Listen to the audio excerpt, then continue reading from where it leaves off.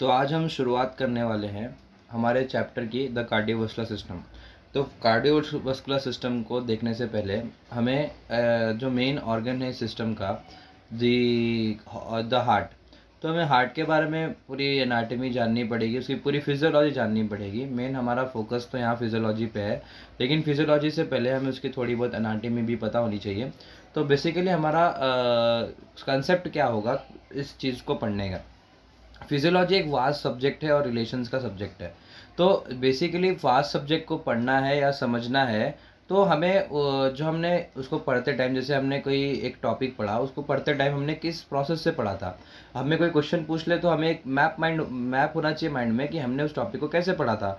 तो वो मैप को हम बनाने की कोशिश करेंगे और जितना हो सके उतनी कम चीज़ों को लिखेंगे और ज़्यादा कुछ समझने की कोशिश करेंगे कि क्यों ऐसा कहा गया है बुक में, क्यों ऐसा कहा गया है। ठीक है, तो इसको एक चार्ट फॉर्म में हम पढ़ेंगे और चार्ट्स को आप थोड़ा टाइम लगेगा, थोड़ा टाइम दीजिए लेक्चर को, लेकिन आप जब चार्ट बना लेंगे, आप डायग्राम बना लेंगे तो आपको कॉन्फिडेंस आएगा और फिर आप खुद भी इसको रिलेट करके पढ़ सकते हैं। बहुत इंटरेस्टिंग है फिजियोलॉजी और फिर हमें मज़ा आएगा। तो हम सबसे इंटरेस्टिंग टॉपिक देखने आ रहे हैं द कार्डियोवास्कुलर सिस्टम। तो कार्डियोवास्कुलर सिस्टम में हमें पहले मैंने कहा कि हम इसमें सबसे जो मेन ऑर्गन है वो हार्ट है। तो हम हार्ट के बारे में देखेंगे। हार्ट क्या है? एक मस्कुलर ऑर्गन है। हार्ट क्या है? एक मस्कुलर ऑर्गन है और इससे हम एक मसल को याद कर सकते हैं, कार्डियक मसल। हमारे पास स्केलेटल मसल होती है, हमारे पास स्मूथ मसल होती है और एक स्पेशलाइज मसल होती है जिसे हम कार्डियक मसल बोलते हैं, जो हार्ट में होती है। ठीक है, तो ये हो गया कार्डियक मसल। अब हम नेक्स्ट टॉपिक देखेंगे हार्ट के बारे में। तो हम जनरल फीचर ऑफ हार्ट देखेंगे। तो हमारा जो फर्स्ट टॉपिक है वो है general features of heart. Heart के क्या जनरल फीचर है? तो उसमें जो पहला फीचर है weight of the heart. Heart का वेट कितना होता है? तो weight of heart is, heart का वेट कितना होता है एवरेज वैल्यू में? 300 ग्राम। ये है एवरेज। एवरेज क्यों कह रहा हूँ? क्योंकि सबका हार्ट का वेट अलग अलग होता है। ठीक है, सबका हार्ट का वेट कैसा होता है? अलग अलग होता है। तो मैं उसे क्या कह रहा हूँ, 300 ग्राम उसका मैं एवरेज मान रहा हूँ। ठीक है, तो सबके हार्ट का वेट अलग होता है। तो हम एक एवरेज वैल्यू देख रहे हैं इसी के जैसे 250 से लेकर 350 एक रेंज होगी, उसके बीच का ये एवरेज है और उसी एवरेज के बीच में सबका हार्ट का वेट होगा। ठीक है, जो सेकेंड पॉइंट है हमारा, हमें बचपन से पॉइंट पढ़ते आ रहे हैं, the human heart has 4 chamber. The human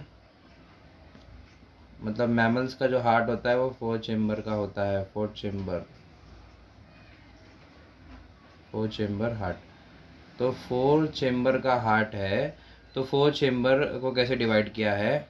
तो तो एक चेम्बर इधर गया और एक 2 चेम्बर इधर गया, तो 2 थिन वॉल्ड होते हैं, 2 थिन वॉल्ड होते हैं और 2 थिक वॉल्ड होते हैं। ठीक है, तो 2 थिन वॉल्ड और 2 थिक वॉल्ड। जो दो थिन वॉल्ड है उसको हम क्या कहते हैं? ऑब्वियसली आपने कह दिया होगा अब तक, एट्रिया। और जो थिक वॉल्ड होते हैं उन्हें हम क्या कहते हैं? उन्हें हम कहते हैं वेंट्रिकल। तो हमारे पास दो होते हैं ना, एक राइट और एक लेफ्ट। तो लेफ्ट एट्रिया और एक राइट एट्रिया। ठीक है, और एक होता है लेफ्ट वेंट्रिकल, एल टी मतलब लेफ्ट और आर टी मतलब राइट। इन दोनों के बीच में हम इनको सेपरेट कैसे करेंगे? तो इन दोनों के बीच में होता है इंटरवेंट्रिकुलर सेप्टम। ठीक है, देखेंगे इंटरवेंट्रिकुलर सेप्टम किसे कहते हैं जब हम हार्ट का डायग्राम देखेंगे। हार्ट का डायग्राम हम इस वीडियो के बाद डालेंगे, तो उसके बाद हम हार्ट के डायग्राम के बाद देख लेंगे इंटरवेंट्रिकुलर सेप्टम। अब जो नेक्स्ट है, हाँ, अब एट्रिया के बाजू में भी देख लेते हैं। तो एट्रिया के बाजू में क्या होगा? ऑब्वियसली एट्रिया के बीच में है तो इंटर एट्रियल सेप्टम। दो एट्रिया के बीच में जो सेपरेशन है उसे हम इंटर एट्रियल सेप्टम कह रहे हैं। ठीक है, तो ये हो गई दो बातें। अब जो तीसरी बात है, ठीक है, जो तीसरी बात है, तो अब हमने वेंट्रिकल देख लिया, हमने एट्रिया देख लिया। अब एट्रिया के बारे में कुछ पॉइंट्स लिखेंगे हम। एट्रिया के बारे में थर्ड पॉइंट है। तो एट्रिया कैसा होता है, तो एट्रिया जो होता है उसका जो मेन एट्रिया डिसाइड करता है कैपेसिटी फंक्शन। तो एट्रिया क्या करता है, कैपेसिटी फंक्शन को डिसाइड करता है। तो कैपेसिटी फंक्शन ऑफ हार्ट, तो ये क्या करता है, capacity function of heart. Capacity के बारे में हम ये बोल सकते हैं कि हमने कैपेसिटर देखा था जब हम फिजिक्स पढ़ते थे, तो वो एनर्जी को स्टोर करता था। तो यहाँ पर एनर्जी स्टोर तो नहीं हो रही हार्ट में, लेकिन जो ब्लड होता है, जो हमारे पास दो टाइप के सर्कुलेशन होते हैं, एक होते हैं सिस्टमिक सर्कुलेशन और एक होते हैं हमारे पास पल्मोनरी सर्कुलेशन। जो सिस्टमिक सर्कुलेशन है वो सारे बॉडी से ब्लड लेके आता है और हार्ट उसको फिर सारे बॉडी में पंप कर देता है।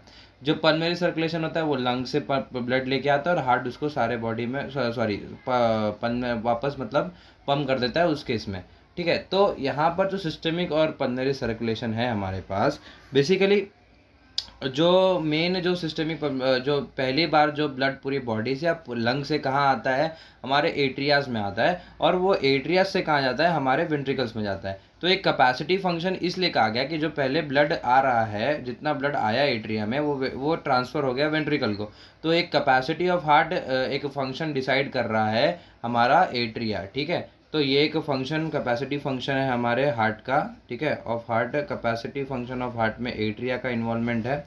उसके बाद जो एट्रिया होते हैं, एट्रिया में पहला कैपेसिटी फंक्शन, दूसरा हम देखेंगे कि राइट एट्रियम में क्या होता है। तो जो राइट एट्रिया होता है उसमें कौन सी सिस्टमिक सर्कुलेशन होगी कि, तो यहाँ पर होती है हमारी सिस्टमिक सर्कुलेशन। सिस्टमिक सर्कुलेशन यहाँ आके हमारी वेन्स ड्रेन होंगी। तो कौन सी वेन ड्रेन होगी वो हम देखेंगे। तो ड्रेनेज ऑफ, यहाँ पे कौन सी वेन होती है, inferior vena cava, superior vena cava, ठीक है, राइट एट्रियम में। और उसके बाद हम तीसरा पॉइंट देखेंगे लेफ्ट एट्रियम के बारे में। तो लेफ्ट एट्रिया में पल्मोनरी सर्कुलेशन से आएंगी, पल्मोनरी सर्कुलेशन। और पल्मोनरी सर्कुलेशन से क्या आएगी, ड्रेन क्या होगी लेफ्ट एट्रिया में, पल्मोनरी मतलब लंग से कौन आएगी, पल्मोनरी वेन्स आएंगी। क्या आएंगी, पल्मोनरी वेन्स। ठीक है, पल्मोनरी वेन्स होती कितनी है, तो पल्मोनरी वेन 4 होती हैं। इसके बाद हमें फोर्थ पॉइंट पढ़ना है, एट्रिया के बारे में देख लिया। अब ये थोड़ा इम्पोर्टेंट है, वेंट्रिकल। तो वेंट्रिकल्स के बारे में हमें क्या पता होना चाहिए। तो वेंट्रिकल्स को देखें तो होता है राइट वेंट्रिकल, वेंट्रिकल, और एक होता है लेफ्ट वेंट्रिकल। क्या होता है, लेफ्ट वेंट्रिकल। तो जो लेफ्ट और राइट है इसको कैसे देखना है, तो अब हमने जब एट्रिया में बताया था, तो जो राइट वेंट्रिकल होता है वो पल्मोनरी सर्कुलेशन को सप्लाई देता है, पल्मोनरी को सप्लाई देता है, पल्मोनरी सप्लाई टू पल्मोनरी, ये सप्लाई पल्मोनरी को सप्लाई, और ये सप्लाई टू सिस्टमिक, मतलब ये इसकी सप्लाई पूरे बॉडी में जा रही है और ये लंग्स तक जा रहा है, लंग्स से सप्लाई है, मतलब इसको लंग्स तक ब्लड पहुंचाना है, सप्लाई करना है। ठीक है, तो यहाँ पर दो चीज़ें हमने देखा, राइट वेंट्रिकल में और लेफ्ट में सिस्टमिक बॉडी को दे रहा है। ठीक है, तो यहाँ पर हमें एक कंसेप्ट सीखना है पहला। हाँ, एक इम्पॉर्टेंट पॉइंट था इसमें ही हार्ट में, कि जो वेंट्रिकल्स होते हैं वो सर्व एज अ पंप। तो ये कैसा काम करते हैं, सर्व एज अ पंप काम करते हैं। ठीक है, उसके बाद हमने सिस्टमिक सर्कुलेशन में बॉडी को सप्लाई दे रहा है। तो एक कंसेप्ट होता है कि जो ब्लड, जो हमारा वेंट्रिकल होता है, लेफ्ट वेंट्रिकल होता है, वो राइट वेंट्रिकल से थिक होता है। तो ये जो रेशियो है थिकनेस का, ये है 3:1। तो लेफ्ट वेंट्रिकल 3 टाइम्स थिक होता है किसके, राइट वेंट्रिकल पे। तो हम इसको एक्सप्लेन कैसे कर सकते हैं कि क्यों होता है।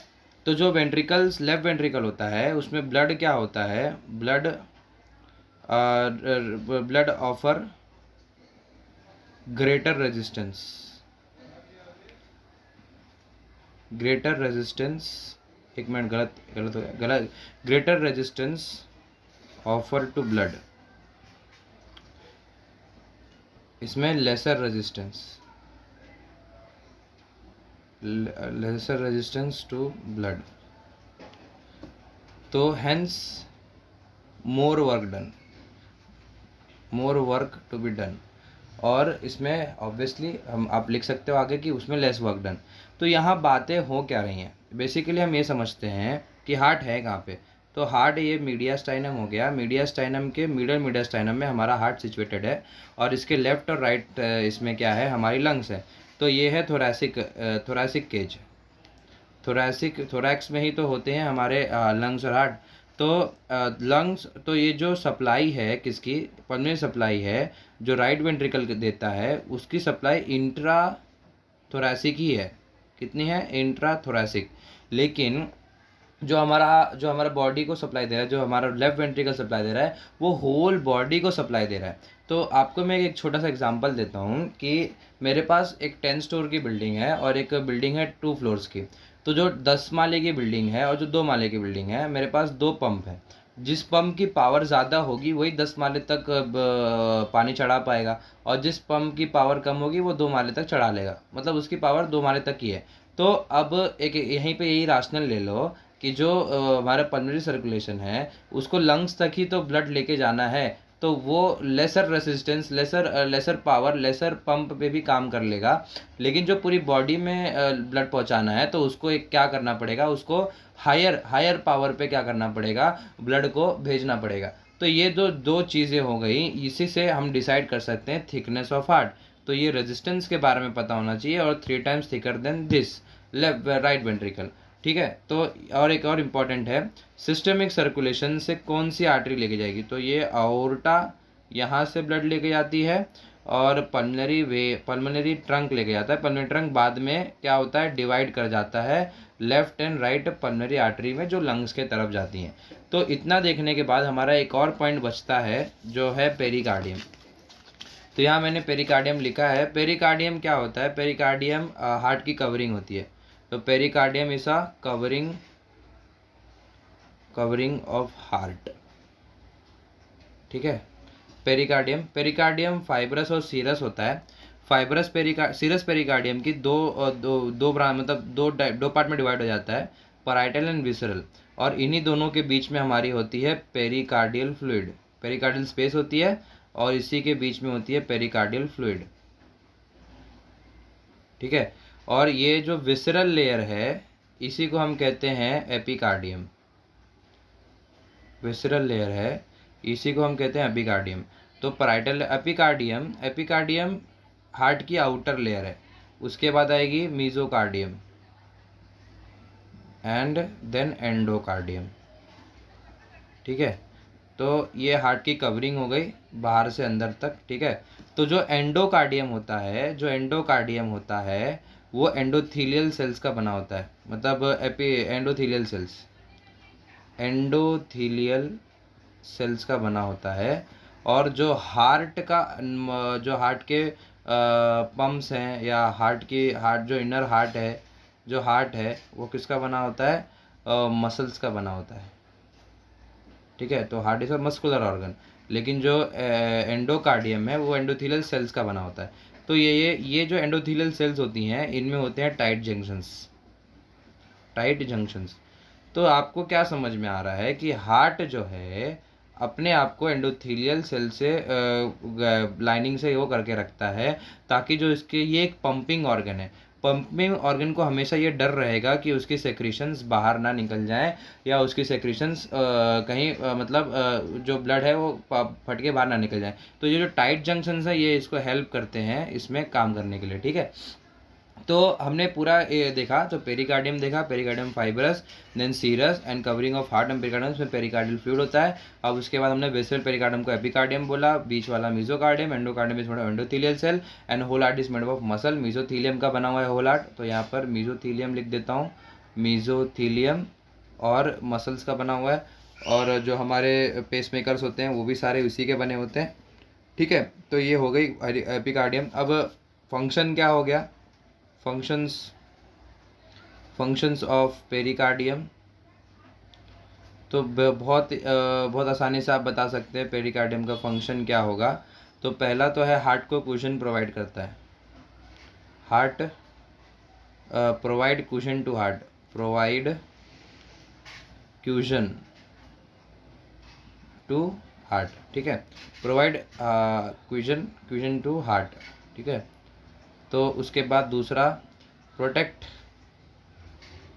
हार्ट फ्रॉम डैमेज, ठीक है। और प्रिवेंट फ्रिक्शन ऑफ हार्ट। क्यों फ्रिक्शन को प्रिवेंट कर रहा है? तो हमारी बॉडी में फ्रिक्शन से बचाने के लिए हमने एक फ्रिक्शन का एग्जांपल मसल्स में देखा है कि मसल्स में बरसा प्रेजेंट होता है, ठीक है। एक रेडियल बोन्स के पास हमने देखा एक बरसा होता है, ठीक है। मतलब बरसा तो पूरी बॉडी में होता है, मैंने एक एग्जांपल दिया कि हमारे उसके बोन पे एक होता है बरसा।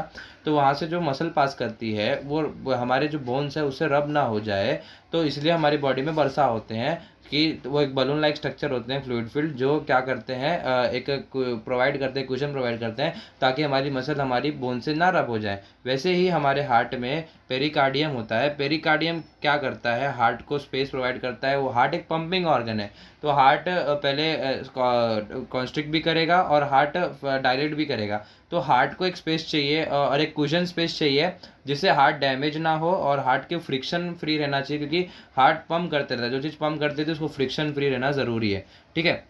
तो यहाँ हमारा वीडियो ख़त्म हुआ। इसके बाद हम जो नेक्स्ट वीडियो लाएंगे वो वीडियो होगा हार्ट का डायग्राम, और उसको हम एक्सप्लेन करेंगे जो हमने इस चार्ट में बताया है। एपिकार्डियम पेरिकार्डियम का भी हम डायग्राम देख लेंगे, पेरिकार्डियम का हम क्या क्या डायग्राम देख लेंगे, और ये पूरा ख़त्म होता है हमारा जो हार्ट का इंट्रोडक्शन था। अब हम नेक्स्ट वीडियो में हम हार्ट का डायग्राम देखेंगे। कंटेंट पसंद आया तो प्लीज़ चैनल को सब्सक्राइब कीजिए, और जिनको भी फिजियोलॉजी में इंटरेस्ट नहीं आ रहा है या बहुत दिक्कत हो रही है पढ़ने में तो प्लीज़ मेरे चैनल को सजेस्ट कीजिए। Thank you very much video देखने के लिए।